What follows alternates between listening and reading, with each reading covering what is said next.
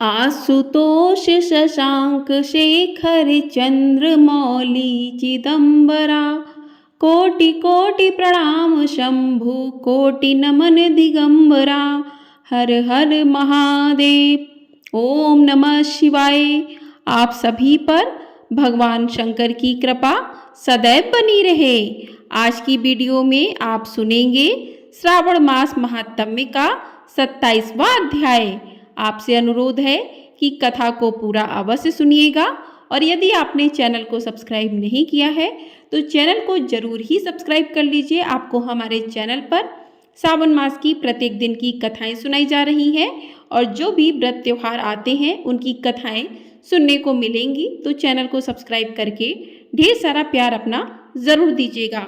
तो चलिए आज की कथा शुरू करते हैं। कथा शुरू करने से पहले भगवान भोलेनाथ का ध्यान करते हैं, उसके बाद कथा को प्रारंभ करते हैं।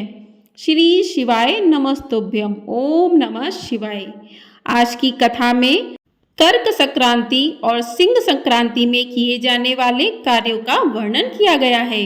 भगवान भोलेनाथ बोले, हे सनत कुमार, श्रावण मास में कर्क संक्रांति तथा सिंह संक्रांति आने पर उस समय जो कृत्य किए जाते हैं उन्हें भी मैं आपसे कहता हूँ। कर्क संक्रांति तथा सिंह संक्रांति के बीच की अवधि में सभी नदियाँ रजस्वला रहती हैं, अर्थात समुद्रगामिनी नदियों को छोड़कर उन सभी में स्नान नहीं करना चाहिए। कुछ ऋषियों ने ये कहा है कि अगस्त्य के उदय पर्यंत ही वे रजस्वला रहती हैं। जब तक दक्षिण दिशा के आभूषण स्वरूप अगस्त्य उदित नहीं होते तब तक वे नदियाँ रजस्वला ही रहती हैं और अल्प जल वाली कही जाती हैं। जो नदियाँ पृथ्वी पर ग्रीष्म ऋतु में सूख जाती हैं, वर्षा काल में जब तक 10 दिन न बीत जाएं तब तक उनमें स्नान नहीं करना चाहिए। जिन नदियों की गति स्वतः 8000 धनुष तक नहीं हो जाती तब तक वे नदी शब्द की संज्ञावली नहीं होती, अपितु वे गर्त कही जाती हैं। कर्क संक्रांति के प्रारंभ में 3 दिन तक महानदियाँ रजस्वला रहती हैं। वे स्त्रियों की भांति चौथे दिन शुद्ध हो जाती हैं। हे मुने, अब मैं महानदियों को बताऊंगा, आप सावधान होकर सुनिए। गोदावरी, भीमरथी, तुंगभद्रा, बेनिका, तापी, पयोशरी, ये 6 नदियाँ विंध्य के दक्षिण में कही गई हैं। भागीरथी, नर्मदा, यमुना, सरस्वती, विशोका, विस्तता, ये 6 नदियाँ विंध्य के उत्तर में कही गई हैं। ये 12 महानदियाँ देवर्षि क्षेत्र से उत्पन्न हुई हैं। हे मुने, देविका, कावेरी, बंजरा, कृष्णा, ये महानदियाँ कर्क संक्रमण के प्रारंभ में 1 दिन तक रजस्वला रहती हैं। गौतमी नामक नदी कर्क संक्रमण होने पर 3 दिनों तक रजस्वला रहती है। चंद्रभागा, सती, सिंधु, सरयू, नर्मदा, गंगा, यमुना, प्लक्षजाला, सरस्वती, ये जो नाद संज्ञावली नदियां हैं वे रजो दोष से युक्त नहीं होती हैं। शोण, सिंधु, हिरण्य, कोकिल, आहित, घर घर और शतद्रु, ये 7 नाद पवित्र कहे गए हैं। धर्म द्रव्यमयी गंगा, पवित्र यमुना तथा सरस्वती, ये नदियाँ गुप्त रजोदोष वाली होती हैं, अतः ये सभी अवस्थाओं में निर्मल रहती हैं। जल का यह रजोदोष नदी तट पर रहने वालों को नहीं होता है। रजोधर्म से दूषित जल भी गंगा जल से पवित्र हो जाता है। प्रसवावस्था वाली बकरियां, गाय, भैंसे व स्त्रियां और भूमि पर वृष्टि के प्रारंभ का जल, ये 10 रात व्यतीत होने पर शुद्ध हो जाते हैं। कुएं तथा बावली के अभाव में अन्य नदियों का जल अमृत होता है। रजोधर्म से दूषित काल में भी ग्राम भोग नदी दोषमय नहीं होती है। दूसरे के द्वारा भरवाए गए जल में रजोदोष नहीं होता है। उपाकर्म में, उत्सर्ग कृत्य में, प्रातःकाल के स्नान में, विपत्तियों में, सूर्य ग्रहण काल में तथा चंद्र ग्रहण काल में रजोदोष नहीं होता है। हे सनत कुमार, अब मैं सिंह संक्रांति में गौ प्रसव के विषय में कहूँगा। सिंह राशि में सूर्य के संक्रमण होने पर यदि गौ प्रसव होता है तब जिसकी गाय प्रसव करती है उसकी मृत्यु 6 महीने में हो जाती है। मैं इसकी शांति भी बताऊंगा जिससे सुख प्राप्त होता है। प्रसव करने वाली उस गाय को उसी क्षण ब्राह्मण को दे देना चाहिए। उसके बाद घृत मिश्रित काली सरसों से होम करना चाहिए।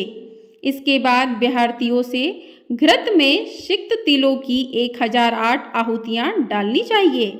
उपवास रखकर विप्र को प्रयत्नपूर्वक दक्षिणा भी देनी चाहिए। सिंह राशि में सूर्य के प्रवेश करने पर जब गोष्ठ में गौ प्रसव होता है तब कोई अनिष्ट अवश्य होता है, अतः उसकी शांति के लिए शांति कर्म अनुष्ठान करना चाहिए। अस्य माव इस सूक्त से तथा तदिषणो इस मंत्र से तिल अथवा घृत से 108 आहुतियां देनी चाहिए और मृत्युंजय मंत्र से 10,000 आहुतियां डालनी चाहिए। उसके बाद श्री सूक्त से अथवा शांति सूक्त से स्नान करना चाहिए। इस प्रकार किए गए विधान से कभी भी भय नहीं होता है। इसी प्रकार यदि श्रावण मास में घोड़ी दिन में प्रसव करे तो इसके लिए भी शांति कर्म करना चाहिए। उसके बाद दोष नष्ट हो जाता है। हे सनत कुमार, अब मैं कर्क संक्रांति में, सिंह संक्रांति में तथा श्रावण मास में किए जाने वाले शुभप्रद दान का वर्णन करूंगा। सूर्य के कर्क राशि में स्थित होने पर घृत धेनु का दान तथा सिंह राशि में स्थित होने पर सुवर्ण सहित छत्र का दान श्रेष्ठ कहा गया है तथा श्रावण मास में दान अति श्रेष्ठ फल देने वाला कहा गया है। भगवान श्रीधर की प्रसन्नता के लिए श्रावण मास में घृत कुंभ, घृत धेनु तथा फल विद्वान ब्राह्मण को प्रदान करने चाहिए। मेरी प्रसन्नता के लिए श्रावण मास में किए गए दान अन्य मासों के दानों की अपेक्षा अधिक अक्षय फल देने वाले होते हैं। 12 महीनों में इसके समान अन्य कोई मास मुझे प्रिय नहीं है। जब श्रावण मास आने को होता है तब मैं उसकी प्रतीक्षा करता हूँ। जो मनुष्य इस मास में व्रत करता है वह मुझे परम प्रिय होता है, क्योंकि चंद्रमा ब्राह्मणों के राजा हैं, सूर्य सभी के प्रत्यक्ष देवता हैं। ये दोनों मेरे नेत्र हैं। कर्क तथा सिंह की दोनों संक्रांतियां जिस मास में पड़े उससे बढ़कर किसका महात्म्य होगा।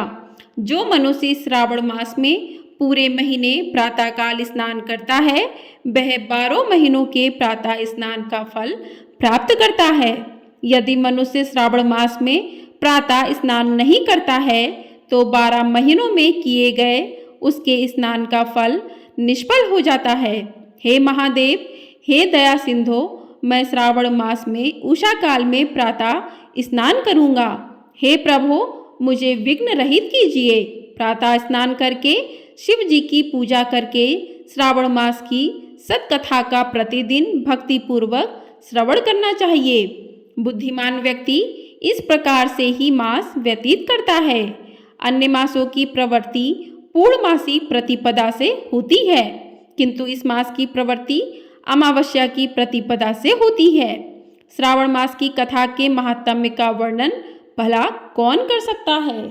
इस मास में व्रत, स्नान, कथा श्रवण आदि से जो 7 प्रकार की वंध्या स्त्री होती है वह भी सुंदर पुत्र प्राप्त करती है। विद्या चाहने वाला विद्या प्राप्त करता है, बल की कामना करने वाले को बल मिल जाता है, रोगी आरोग्य को प्राप्त कर लेता है, बंधन में पड़ा हुआ व्यक्ति बंधन से छूट जाता है, धन का अभिलाषी धन को पा लेता है, धर्म के प्रति मनुष्य का अनुराग हो जाता है तथा पत्नी की कामना करने वाला उत्तम पत्नी पाता है। हे मानद, अधिक कहने से क्या प्रयोजन। मनुष्य जो चाहता है उसको पा लेता है और मृत्यु के बाद मेरे लोक को पाकर मेरे सानिध्य में आनंद प्राप्त करता है। कथा सुनने के बाद वस्त्र, आभूषण आदि से कथावाचक की विधिवत पूजा करनी चाहिए। जिसने वाचक को संतुष्ट कर दिया उसने मानो मुझ शिव को प्रसन्न कर दिया। श्रावण मास का महात्म्य सुनकर जो वाचक की पूजा नहीं करता, यमराज उसके कानों को छेदते हैं और वह दूसरे जन्म में बहरा होता है। अतः सामर्थ्य अनुसार वाचक की पूजा करनी चाहिए। जो मनुष्य उत्तम भक्ति के साथ इस श्रावण मास महात्म्य का पाठ करता है अथवा सुनता है अथवा दूसरों को सुनाता है, उसको अनंत पुण्य की प्राप्ति होती है। बोलिए भगवान भोलेनाथ की जय। बोलिए माँ पार्वती की जय। इस प्रकार श्री स्कंद पुराण के अंतर्गत ईश्वर सनत कुमार संवाद में श्रावण मास महात्म्य में नदी, रजोदोष, सिंह, गौ प्रसव, सिंह कर्कट, श्रावण स्तुति, वाचक पूजा कथन नामक 27वां अध्याय पूर्ण हुआ। बोलिए हर हर महादेव। श्री शिवाय नमस्तुभ्यम। तो इस प्रकार से आज की कथा पूर्ण होती है। तो सावन का पावन महीना है और इस महीने में भोलेनाथ को आप एक लोटा जल चढ़ाकर भी प्रसन्न कर सकते हैं। भोलेनाथ के भक्त कष्टों से दूर रहते हैं क्योंकि भोले भंडारी अपने भक्तों पर खूब कृपा बरसाते हैं। इसलिए कहा जाता है कि जो भोलेनाथ के भक्त होते हैं उनके सपने में भी दुख और दुर्भाग्य नहीं भटकता है, सुख, सौभाग्य और मनोकामना की पूर्ति होती है। आइए अब जानते हैं कि भगवान भोलेनाथ का सावन के महीने में आप किन चीजों से रुद्राभिषेक कर सकते हैं जिससे आपको विभिन्न फलों की प्राप्ति होती है। तो रुद्र भगवान शिव का ही एक प्रचंड रूप है। शिव जी की कृपा से सारे ग्रह बाधाएं और सारी समस्याओं का नाश होता है। शिवलिंग पर मंत्रों के साथ विशेष चीजें अर्पित करना ही रुद्राभिषेक कहा जाता है।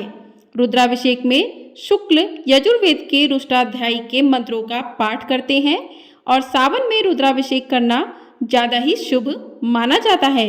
रुद्राभिषेक करने से व्यक्ति की मनोकामनाएं जल्दी ही पूरी होती हैं। रुद्राभिषेक कोई भी कष्ट या ग्रह की पीड़ा दूर करने का सबसे उत्तम उपाय है। तो आप भगवान भोलेनाथ पर किस चीज से अभिषेक कर सकते हैं? घी की धारा से अभिषेक करने से वंश की वृद्धि होती है।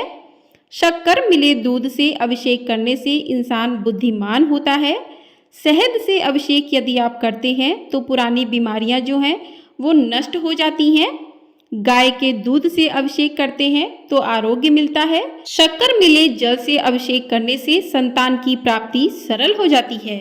यदि आप भोलेनाथ का भस्म से अभिषेक करते हैं तो इंसान को मुक्ति और मोक्ष की प्राप्ति होती है।